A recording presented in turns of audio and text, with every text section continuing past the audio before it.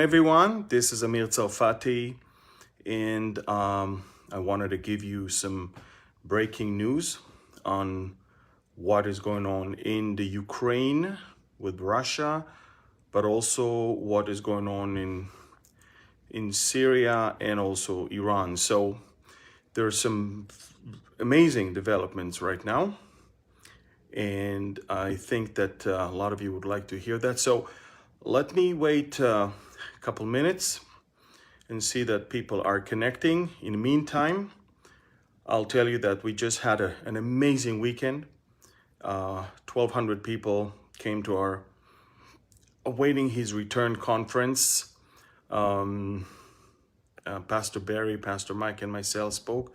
Then the next day, on Sunday morning, I spoke here on the last trumpet. So we are going to, apart from the whole conference of Saturday, which is already on YouTube, my Sunday message will be premiered this Friday on our YouTube channel. But hey, I'm waiting for everyone to connect so I can give you some breaking news from what is from the Ukrainian, Syrian, Iranian, Belarus area. So let me just see that people are connecting. Please press the share button so many can hear that at the same time. Okay, so breaking news. The leaders, the separatists in eastern Ukraine, the leaders of the two regions that are seeking independence, the Donetsk and the Lugansk, they officially asked President Putin to recognize them as independent. But let me explain what it means. It means that they want not just the territory that they have already, but they want the rest of the territory that Ukraine is still controlling, and the Ukrainian military is there.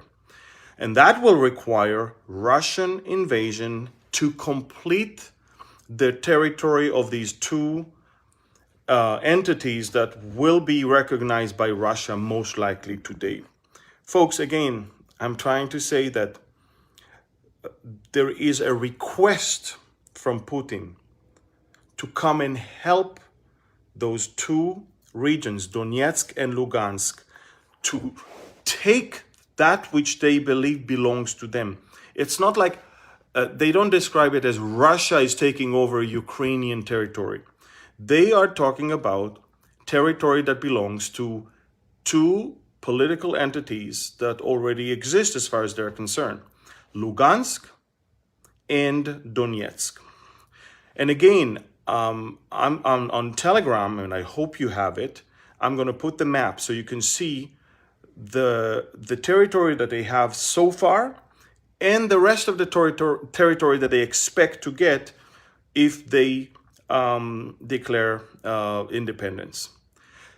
This is the first time the Russian Security Council is meeting live on camera, and every one of the representatives, generals and ministers, all stepped up there to the podium to talk about the Ukrainian violations of ceasefire and agreements.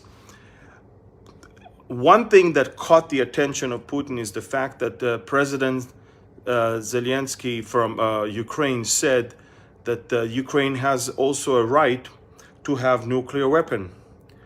This is something Putin is going to use. That's exactly what he's afraid of. This is exactly what he doesn't want to hear or see or even think of. And ladies and gentlemen, I believe that in the next few hours, we are going to see Russia coming to help two new countries that are going to be born before our very eyes, Donetsk and Lugansk. These are areas that already have their own leaders, and they want now to declare independence. And for that, they need the Russian approval. And for the Russians to come and help them, they need to have that ceremonial act of recognizing them. So it will not be, as far as the Russians are concerned, invading into Ukraine. It will be entering into two territories that asked them to come in and completing the takeover of that which belong to these two new entities. I hope you understand what I'm saying, but Putin prepared a very, very, very thought after and I would say almost genius plan to say to the whole world, I'm not invading Ukraine. This is absolutely not happening. I'm helping people, just like Syria asked Iran to come in and Syria asked Russia to come in. Now Donetsk and Lugansk are asking us to come in to help them. That's all. So this is the first thing that is happening right now as we speak. Another thing, there's a lot of Russian boots on the ground already in those territories, but they are not Russian soldiers dressed like Russian soldiers with Russian military IDs. These are mercenaries, belong to a private army called Wagner that Russia is operating. It's operating it in Syria and in Libya and now also in that area as well. Wherever Putin wants to act but without being seen, and so bodies will not be returned in coffins of military coffins, he is sending this Wagner military group. He asked them today not to take TikTok. You know what it means? It means that don't document anything that you're about to do. This is quite interesting. These are from the last from the last 2 hours, what I'm telling you right now. Now comes the thing that should interest you more than ever, more than anything else. And that's, of course, what does that has to do with this? First of all, another thing you may not know is, while Russia said to the world that they are pulling out of Belarus once the military drill is over, Russia is not only not pulling out of Belarus, Russia is staying in Belarus indefinitely. That means that without you knowing, Russia took over a country and they're staying there. And they received the permission of the president of Belarus to stay there. So the Western world is watching Russia's expansion already without even entering into the Ukraine. So this is what's going on over there. Now, what you cannot see and may not even know is that as we speak, Iran is sending tons of reinforcement to their proxies in Syria, in eastern Syria. We've been witnessing landing of cargo planes and lots of trucks loaded with missiles crossing the Iraqi-Syrian border non-stop. Now, you're probably going to ask yourself, how come Israel is not doing much about it? Okay, now comes the trick. Out of the blue, the Russian foreign minister, Sergei Lavrov, said today that Russia is not in favor of the Israeli strikes in Syria. Russia thinks it's a violation of Syria's sovereignty. Russia thinks it's harming the Syrian efforts to fight terrorism. And basically, Russia said we're standing by the Syrian military against Israeli strikes in Syria. You're probably asking yourself, how come the Russians changed their tone? And while they're so busy with Ukraine, they're talking about Israel. Now, let me explain to you why. In the last 48 hours, the Israeli foreign minister and other ministers of the Israeli government publicly said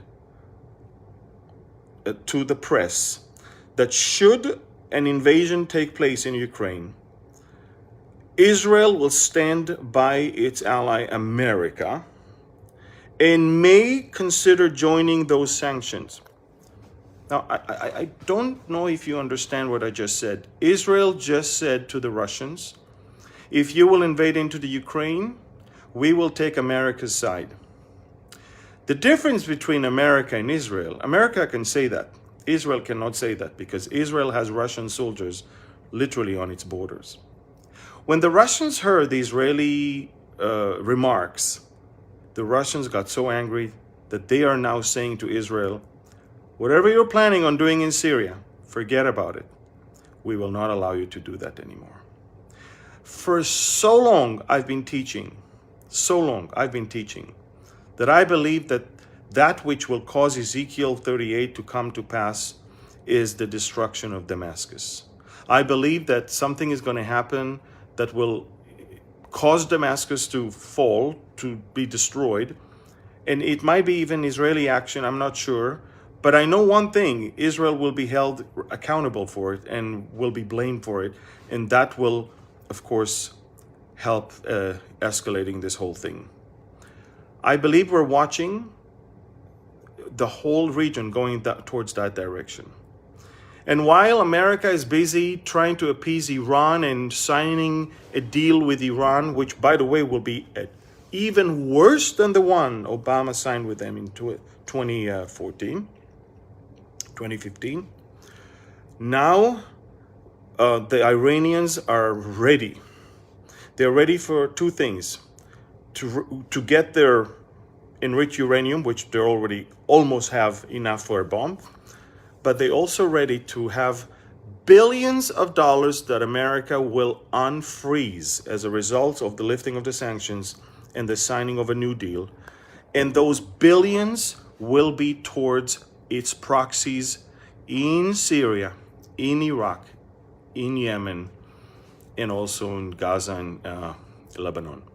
Ladies and gentlemen, what is happening right now is the world is fixing its eyes on Ukraine.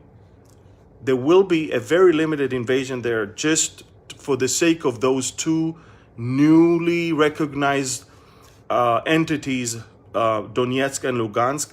But what really is going on is the Russian bolstering their presence in Syria and the Russians telling Israel, you're no longer allowed to operate on Syrian soil. And the Russians are turning blind eye to the Iranian reinforcement of all of their proxies in Syria. Folks, this is amazing what we're watching right now. And again, the pretext for the Russians to have this limited invasion is being given to the world right now. I believe invasion is just a matter of hours, maybe even tonight. And why? Because there has to have been a political slash military reason for Russia to say that, to do that. And the reason is now there.